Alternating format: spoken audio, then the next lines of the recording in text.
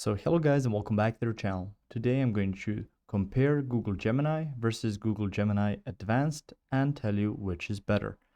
So the first thing you want to do is open up your Google Gemini app, and through here we're going to do a couple of things to compare the two. So first of all, if you wish to use just basic Gemini, that's completely fine, but you need to know of its limitations. So it will have a smaller context window, so it will really struggle with nuances of the things you try to explain it and get an answer from that. And it's going to be less capable at complex reasoning and problem solving. And it will have just a limited integration with other Google apps.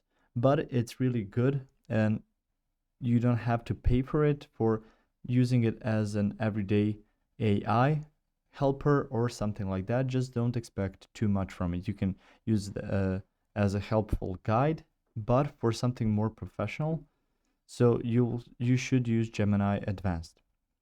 And you can even ask it on here,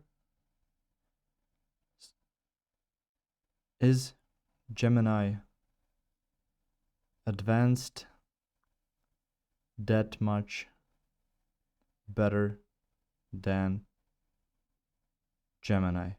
So if I ask it that, it's just going to give me some options for here for capabilities and performance, and you can see that's the thing that I pointed out for logical reasoning and analysis, for coding, and for some other stuff like superior reasoning, advanced coding assistance, and integration with Google Apps. And it will give you even the increased storage of the things that you can ask it from day to day. So that's quite a lot of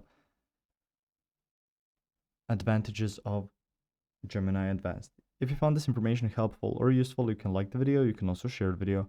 You can subscribe to the channel and click the notification bell to get notified about new videos on Google Gemini or some other topics you might enjoy as well. See you guys in the next video. Goodbye.